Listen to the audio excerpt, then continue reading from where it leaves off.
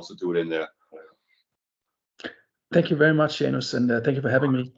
Hold on, yeah, perfect. Let's go, Jeppe.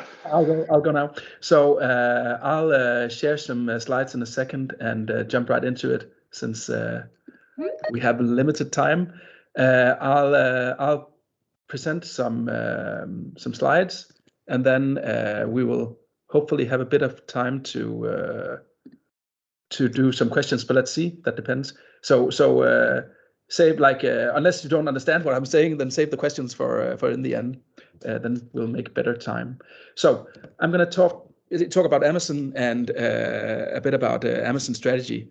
And let's just jump into it. As Janus wrote, the offset for this talk is that Amazon is in a huge way affecting how we shop online, and it has been doing so for years.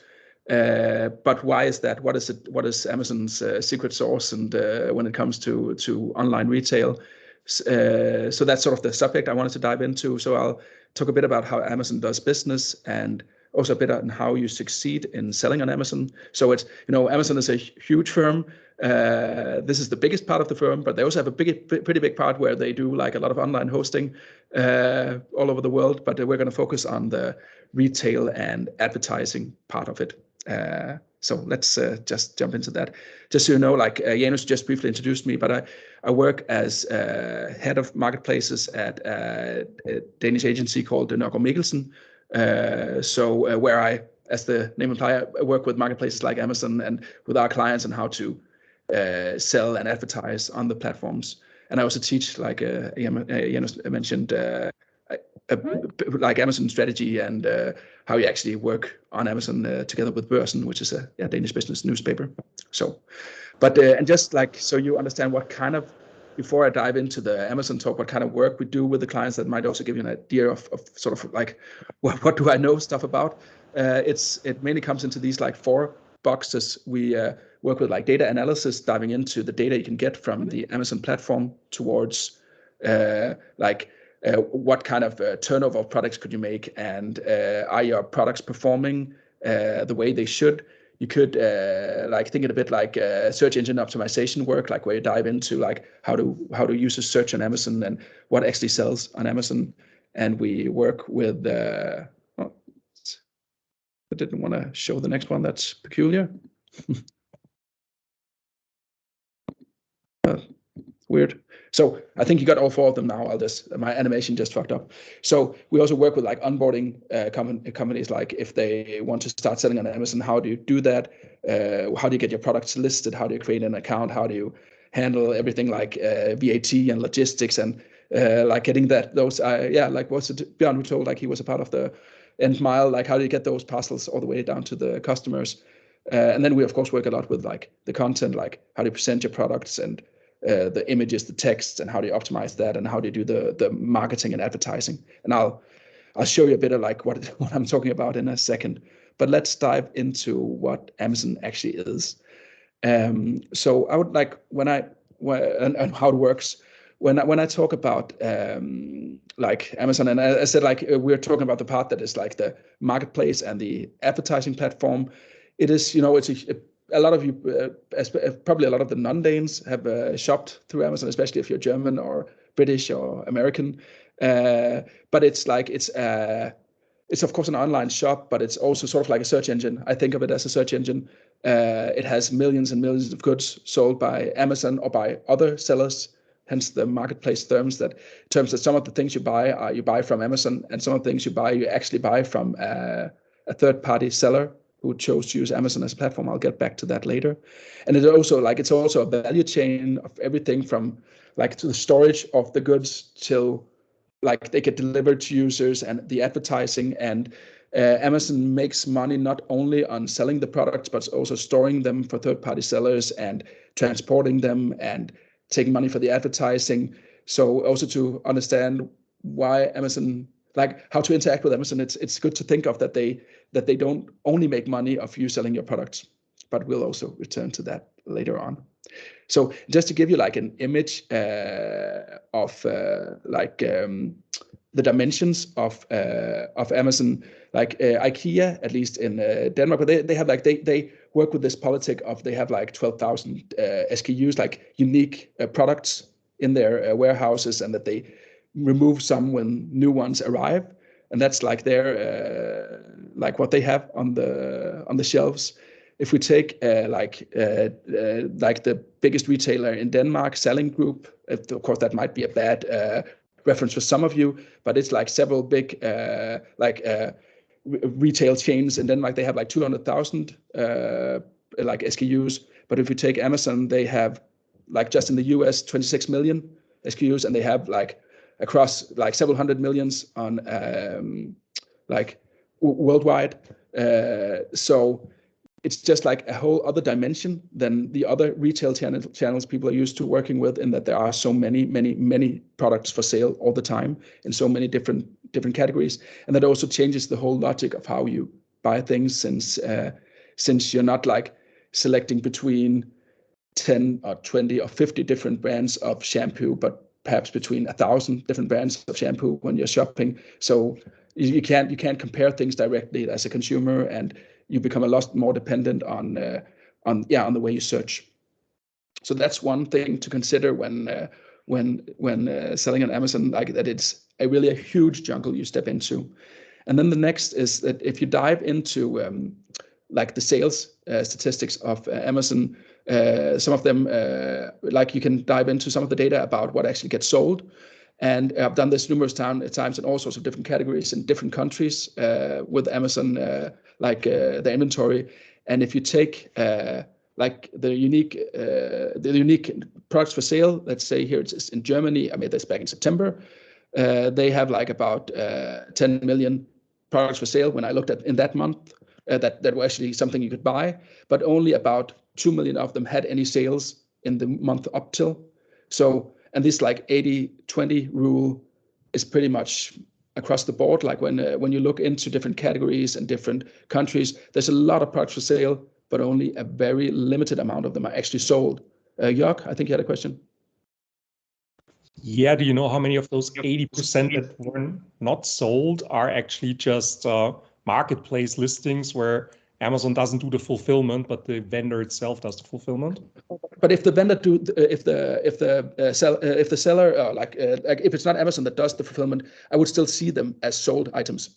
So it's not because others do the fulfillment. It is because a lot of products are listed on Amazon that don't get any sales. Of course, some of them are seasonal, like let's say garden furniture won't have a lot of sales in December, but it's actually like very typically it's like you have a few products in a given, let's say that you're looking at men's shoes, then you have perhaps like 20, 30, 40 products that has a lot of sales, and then you have like a very long tail of some with very little sale, and then a lot with no sales. And that is because the whole logic is like everyone can list their products and sell them, and a lot will do that also, just list their whole product assortment, and Amazon takes money for you just listing them. Then Amazon's interest is just to have like a huge array for sale, but it's very seldom that all the products you have listed get sold, and you really need to consider where you put in your effort, and you can actually dive into that data and look at like what products actually move, and how like in this category, how likely is it for me to actually get in there and have any of that sales. I hope that answered your question also, Jörg. There was another question I can see. I can't see who has it. There's a hand up. Yeah, hi, thanks. I was just curious, when you talk about SKUs now, just take the example of like somebody selling shoes, right? So is each size of shoe another SKU, in the sense that, you know, I guess what is typical in terms of SKUs not being sold? Is it typical that for any company, even when they sell shoes, that 40% of their SKUs don't get sales anyway, or is it more typical that it's 10% and still 80% is a crazy difference? I'm not counting like styles or variations here. It would be a much higher number if I had that, and it's not typical for the other retailers I work with that they just have a lot of products that they have listed that they don't sell, and that's because if they do so, they have to have it in their warehouse and use up space to be able to like send that product to the end consumer. But since Amazon very often don't have the product in their own warehouses, but maybe it's third party that fulfills them, or maybe or if they have the products in their own warehouse, then it's another party paying for it. They pay for the warehouse space. Then they are a lot more risk taking and just taking in products and then and allowing everyone to put something in their warehouses and pay for it. And if it doesn't move, they still make money, not so much money, but they make money on storing it. Got it. Okay, yeah. Thanks. But anyway, so one thing is like when you move into that, like it's a huge jungle, millions of products for sale, a lot of them don't get sold. You really need to consider for it, even for you to like make sense that that needs to be some reason for you to be chosen. And that like, how do you stand out? There's pretty much like 4 ways in Amazon to stand out. You can be like a strong, well-known brand already, like say Lego or Apple or whoever. They have lots of sales because people will find them because they know their products. But if that's not the case, and that a lot of sellers don't have like a very well-known brand across the world, then you are looking for special features, like very often niche, like the vegan alternative or after tattoo cream or stuff like that, like things that are not broadly used, actually have like a somewhat large sale on Amazon because compared to other channels, because people will go looking for like a lot of the like long tail products. So very often special features can give you something. You can of course be the cheapest, but that's not necessarily a good strategy. But of course, if you are like a price fighter, that could be the way to be chosen. And of course, then like through your presentation, how you present your product and the content you do to make it stand out as something worth selecting. And since the users don't have total, like they won't be able to look through everything, like very often they will choose also a brand they don't know because it's presented in a good way. And so like the comment, yeah, of course, advertising can also buy your way into this. It's not really like your product in itself that stands out, but of course that's also like part of the strategy, and we'll get back to advertising as well. That's you have to consider, you have to stand out. And then you have to consider that Amazon is really like, we think of it as a like global phenomenon, but really it's 19 separate marketplaces right now. There are 19 when they opened Poland last year, and they opened Sweden the year before that, and Netherlands. So like they're expanding, but it's not in every country in the world that they have a presence with warehouses and logistics. Even though I am as a Dane can buy stuff from Germany, I buy it through the German like website, Amazon website, and the reality is often very different in these different countries. So in the US, Amazon is dominant on a lot of categories. They also are in the UK and Germany. But if you go to France or Italy or Spain, then they're big in some categories, but not all of them. So you need to consider like, is Amazon actually a big player in the categories I want to sell in that country I want to go to, and what is the competition level there, and not look on it like a one size fits all for every country. So dive into the country you're interested in. There's also taxes and logistics to be considered for every country. So of course you should not go for all countries at once. That wouldn't be my advice. And then when doing these considerations, like these are a bit like they're from 2020, these numbers, but it's pretty much the latest one, but it's pretty much the same image from 2021. That is, if you look at the Amazon retail turnover, then like over 80% of the turnover comes from the US, the UK, and Germany. And the remaining 16 marketplaces, they stand for the rest of the turnover. So just because Amazon is selling in a country, let's say India, it's not the same as they have an equal big share of the sales in India. So really, like it is the strongest channel if you're looking to sell in US, UK, Germany. Japan is also very big. And then you have to consider it more carefully if it's the other countries, whether they actually have a big enough volume of sales to make it worthwhile with the products you're selling, would be my advice. And then, of course, if you are already selling and it may be less work to try out other markets, but I would think about it as this. So then just a bit about how it actually works. Like how the sales work. We just had a few from the questions talk about like sellers and vendors and stuff like that. But I'll just show an example just to make it clear for everyone. This is Star Wars Mandalorian figure that I can buy in England, in the UK, and you see it listed with a price up in the right corner.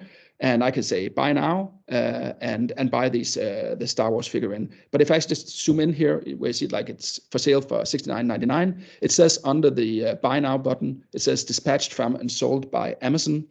And that is because this product is actually a product that Amazon bought from Lego, presumably, and is selling on to you as an end consumer, and they are shipping it to you as well. And that might seem like, of course it is, but it's not necessarily the case. This is an example of where of first-party sales, like it's exactly the same as if you're buying something from, say, Walmart or Target in the US, or like Tesco in the UK, that they bought the product and selling it to you. But if you look down the bottom, it says like new 42 from a price plus free shipping. And if I just click there, then I see there is a whole list of sellers. Like the first one just beneath the first buy button is Rouse's Toy Store, that they're selling the product at the same price, but they have a bit slower delivery. And they also have better, like worse customer ratings. And then you have like actually 42 different third-party sellers selling the same Lego figurine because they bought it themselves from Amazon and bought it themselves from Lego and is reselling it. And that is very often the case. And that's the whole, why we call it a marketplace, is that we have a number of different offers, sometimes for the same product, that is competing about price and terms of delivery. And we have some is first party that Amazon sells it, some is third party. So a third party seller is actually legally selling it. And if I buy it from the second offer here, I'll get an invoice that says I bought it from Rouse's department store. And so legally speaking, they're the ones selling it to me. So just to like make it more like graphical, that difference, we have on one part, like the right side, the vendor central. It is the vendor part of it. It is when you sell where you sell your products to Amazon and they sell it onwards, like that Amazon is the first party of the sales to the end consumer. That works like traditional wholesale. You sell your products to Amazon, but and then they sell it to end consumers and pay you for your products. But you also you also still have more work than in traditional wholesale. You'll end up having access to a vendor central where you log in and you can update your product information and your images, or you can control your advertising. And then you have like the seller part, the left side, which is you also have a lot of third-party sellers. They just sign up with a credit card and business information, like you if you signed up for an account on Google or Facebook to do advertising, but here you do it with your products. And then Amazon takes a commission, like 10 to 15% of your sales. That depends on the category and pricing levels sometimes. And then you also perhaps pay them to use their warehousing and to deliver the product to the end consumer. And you control the prices and you control what you list. But of course, in the end, you could be competing with others, depending on whether you sell products only you have, or you sell some products that others are also selling. And it's worth considering which area you want to be in. I see, like for all the clients I'm working with, there has been a move towards being sellers instead of vendors.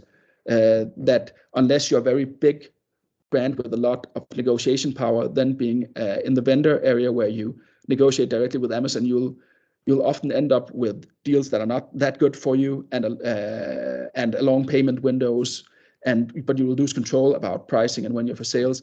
That most will move towards the seller part, because even though they don't want to have end user logistics like sending a parcel to a consumer, then they want to control when the product is for sale and the pricing, and they can just pay Amazon to do the logistics part.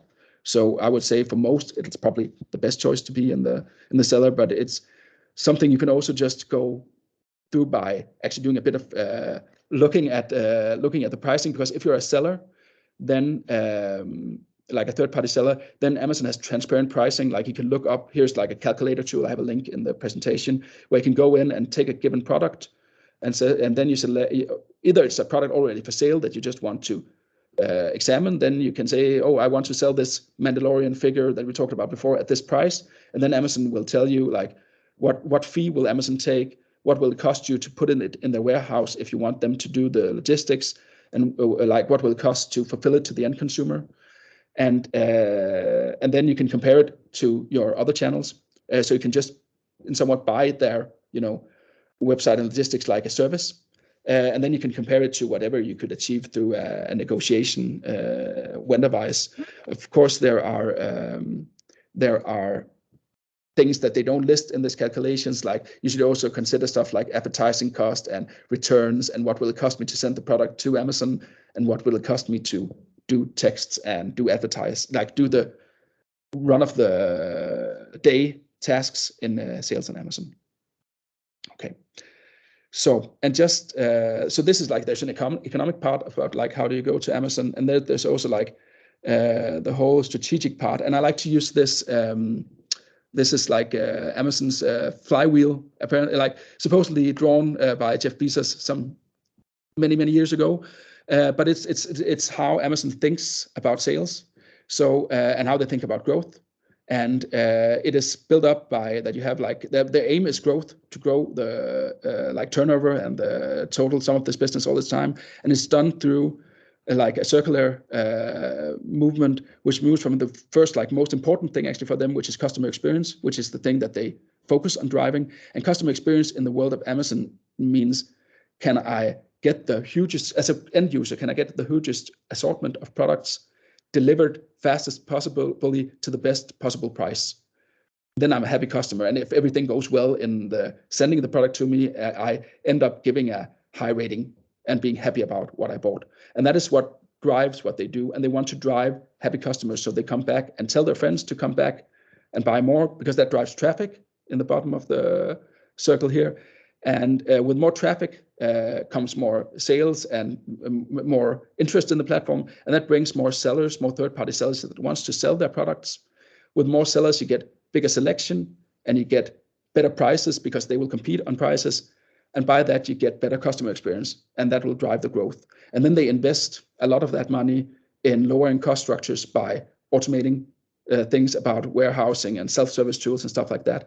So that's sort of like, that's how they think the machinery. And that also means like, if you can't, like, you need to compete on either being good at creating that customer experience, like, or having a huge selection, else it'll be difficult for you, because then you'll be outcompeted by others. And that's really the game you're stepping into. We could talk a long time about this one, but we probably don't have time now.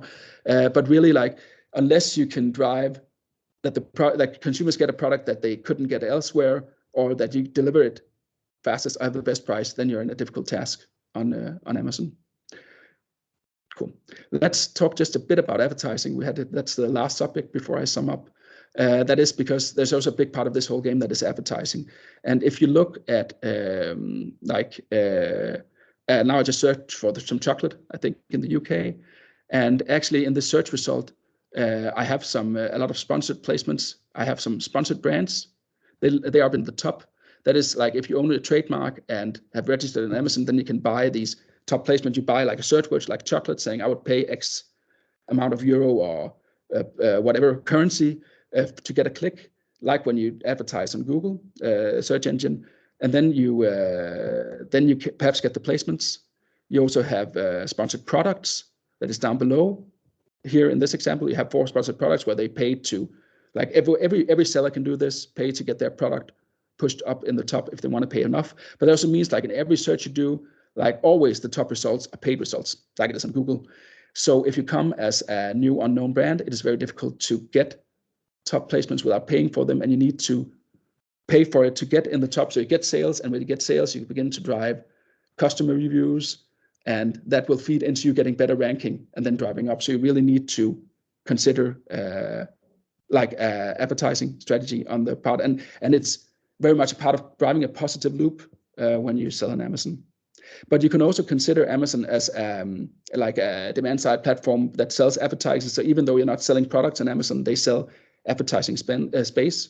So you could do like regular campaigns advertised towards consumers that has bought Lego products, or that are looking at, let's say there's an insurance company, let's say you're selling travel insurance, you could target people that have bought equipment for dangerous traveling, like trekking shoes and mountaineering gear and stuff like that. So you can utilize in that way. And the trend we're seeing right now is that, like, Amazon is the third largest advertising network in the world right now. Google and Facebook really being the big brothers of this. But in 2009, like they had a 4% share of the global advertising market. In 2021, they reached above 11%.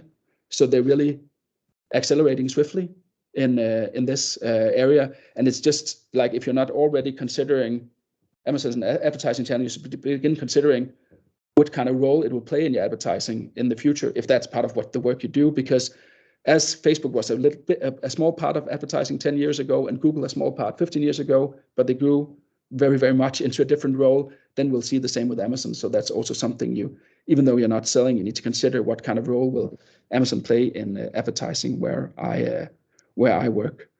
Yeah, but we're running out of time. Yeah, I know. I'm also getting to the sum up. So really, like a lot of different things to consider. If you're considering selling, like this will be a part of the presentation you get. Like you have, we usually do it in 5 steps that are good towards getting on board, and that's starting with just getting a hold of whether there's a relevance and the right of your products on Amazon. That's checking, are similar products sold on Amazon? Will I be able to compete with them? Then building a business case. Can I make money giving the prices that are transparent, as I told before? Then onboard with a few products, like 20 products in one market, get the day-to-day going, and then expand with other products and more markets instead of doing everything at once. That's what experience has taught us. And then in the onboarding, there's a few pitfalls. You'll get them that like it's Amazon calls it self-service to sign up, but really like there is a lot of things considered, like, will I be able to make a profit? You should do that calculations before you start selling. A lot of companies don't succeed in signing up because Amazon will decline a lot because they're trying to avoid fraud. So maybe getting help there is a good idea. And you stand a lot stronger with a registered trademark. So if you don't have that for your products in the market you want to sell, you should consider it. And you need to advertise to actually start that positive spiral. So that's like some of the onboarding pitfalls. Yeah, let's just jump to the end. To sum up, like considering, like Amazon is changing the way we buy, and that also means that the infrastructure is becoming commodity. Like you can actually buy a web shop with logistics from Amazon. Maybe that makes better sense than to build your own web shops in sometimes. And maybe you should try selling on Amazon to boost your knowledge about this whole, like how does this whole infrastructure works, and would the advertising make sense for me? Stuff like that can really be done with low cost is worth considering. Thank you, Jeppe. I'll just stop here because we on ran the out. note, and like you heard, stay tuned for the slides. I promise to forward them and include them in the blog post.